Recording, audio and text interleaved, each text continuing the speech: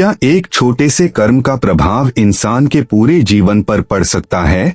श्रावण पुत्रदा एकादशी से जुड़ी यह कथा हमें इसी बात की सीख देती है। आइए जानते हैं राजा महाजित की पूरी कथा। बहुत समय पहले महिष्मती नगरी में राजा महाजित राज्य करते थे। वे बहुत ही धर्मात्मा और अपनी प्रजा का प्रेम पूर्वक पालन करने वाले राजा थे। उनका राज्य धन धान्य से संपन्न था। राजमहल में किसी प्रकार की कमी नहीं थी और उनकी प्रजा भी अपने राजा से बहुत प्रसन्न थी। लेकिन राजा महाजित के मन में एक गहरा दुख था।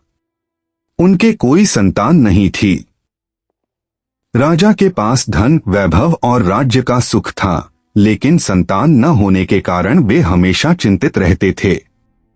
उन्हें यह चिंता सताती थी कि उनके बाद उनके वंश को कौन आगे बढ़ाएगा।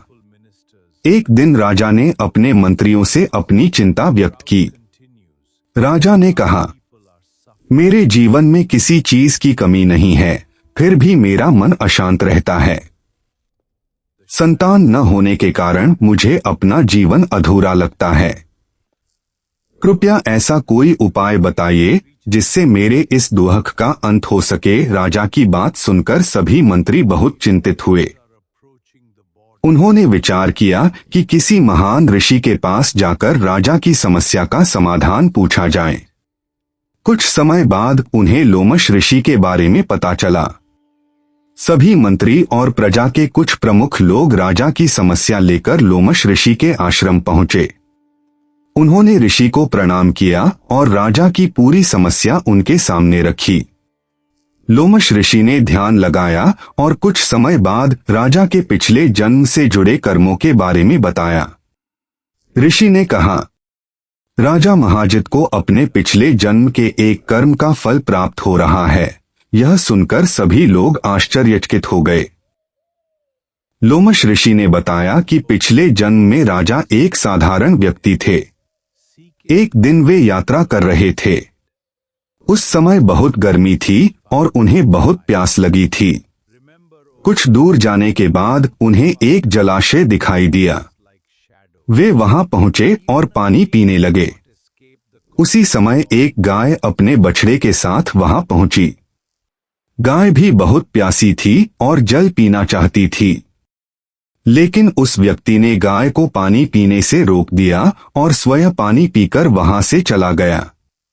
लोमश ऋषि ने बताया कि उसी कर्म के कारण राजा को इस जन्म में संतान सुख से वंचित होने का दुख प्राप्त हुआ। अपने पिछले कर्म की बात सुनकर राजा महाजित बहुत दुखी हुए। उन्होंने ऋषि से पूछा, हे ऋषिवर, क्या मेरे इस दुख का कोई उपाय है? तब लोमश ऋषि ने कहा, श्रावण शुक्ल पक्ष की पुत्रदा एकादशी का व्रत श्रद्धापूर्वक करो और भगवान श्रीहरि विष्णु की पूजा करो। इस व्रत का पुण्य तुम्हारे लिए कल्याणकारी होगा। राजा ने ऋषि की बात स्वीकार कर ली।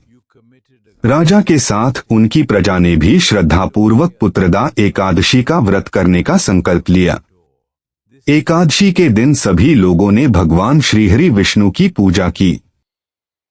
उन्होंने भगवान को पुष्प और तुलसी अर्पित किए, दीप जलाया और पूरे दिन भगवान का स्मरण किया। रात्रि में उन्होंने भगवान विष्णु का जागरण किया और भजन कीर्तन करते हुए अपना समय बिताया। अगले दिन व्रत का पारण करने के बाद उन्होंने एकादशी के व्रत से प्राप्त पुण्य को राजा के कल्याण के लिए समर्पित किया। कथा के अनुसार भगवान श्रीहरि विष्णु की कृपा से राजा महाजित के जीवन में संतान सुख आया।